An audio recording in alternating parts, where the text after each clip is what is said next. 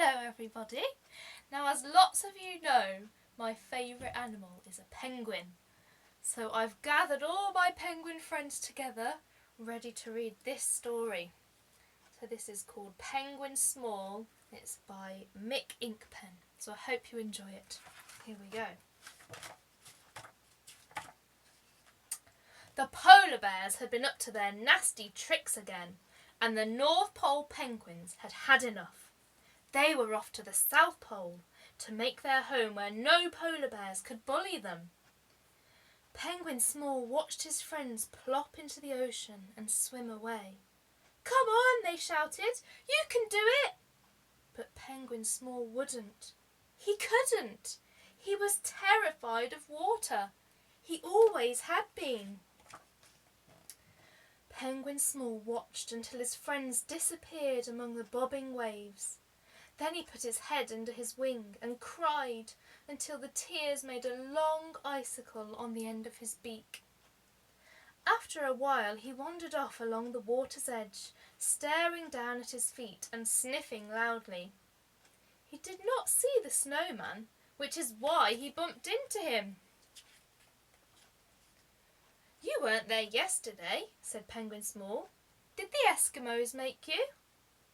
"What are Eskimos?" said the snowman, who had been made only that morning and had not yet learnt many words. "And what is yesterday?" he said. "And what are those?" Penguin Small turned and gave a frightened squeak. The polar bears were coming. "Let me hide under your hat," squeaked Penguin Small. "What's a hat?" said the snowman.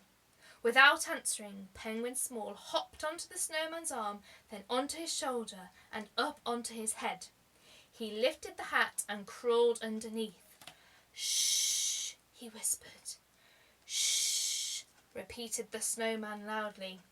Penguin Small reached down and rubbed out the snowman's mouth with his flipper. The polar bears were in a terrible mood. "Where are the penguins?" said the first. The snowman said nothing. "Where are the penguins?" growled the second. The snowman said nothing. "Tell us where they are!" roared the third, and he began to thump the snow with his great paws. Still the snowman said nothing. Soon all three bears were jumping up and down in a rage. The ice groaned and creaked under them.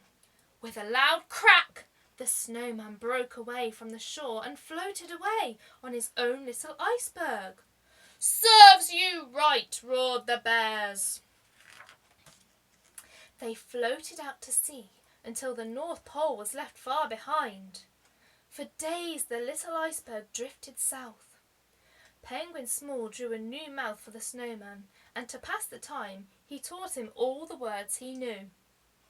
Each day the sky grew brighter and the air warmer, but the snowman did not melt.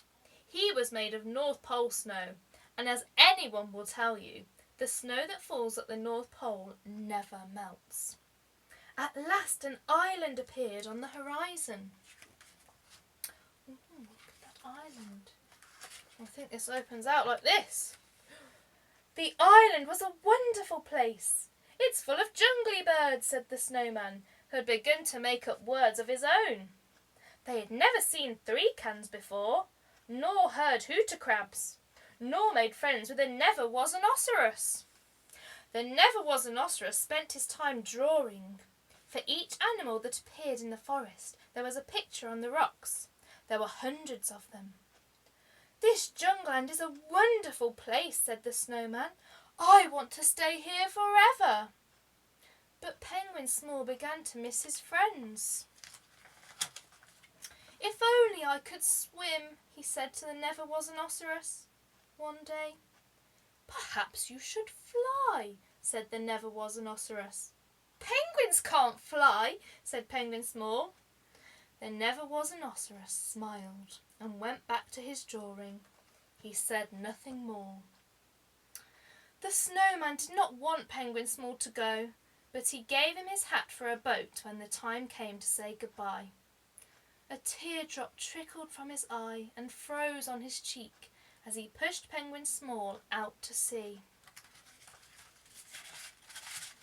Penguin Small floated out on the wide ocean. He did not know where he was, nor where he was going.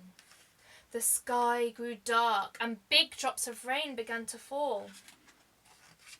All night long the storm blew. Penguin Small huddled in the bottom of the snowman's hat while the waves tossed it high into the air and sent it spinning round and round. By morning the storm had passed. Penguin Small found himself washed up on a strange blue island. "This is a very odd island," he said. "It has no sand, no trees, and no jungly birds of any kind." But the island was not an island. It was a great big blue... Wow! It's a whale! Pull that back up. Whoosh! Penguin Small found himself flying through the air, flapping his flippers furiously. The snowman's hat fell into the sea. The scarf fluttered after it. But Penguin Small stayed right where he was, hovering in mid-air, squeaking at the top of his voice, "I can fly! I can fly!" Then suddenly his wings got tired and he dropped like a floppy cushion onto the whale's nose. "Did you see?" he panted. "I was flying." The whale was heading south to cold waters. He was used to travelling the oceans alone, but he was happy for Penguin Small to ride along with him. While the whale swam, Penguin Small practised his flying, landing on the whale's nose when he needed a rest. As the days passed, he became an expert.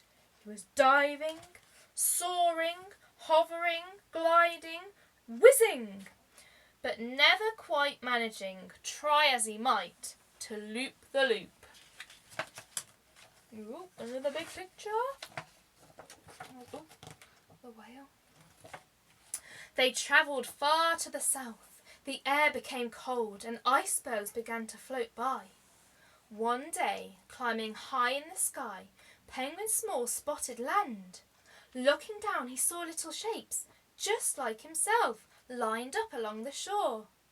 "Penguins!" he squeaked.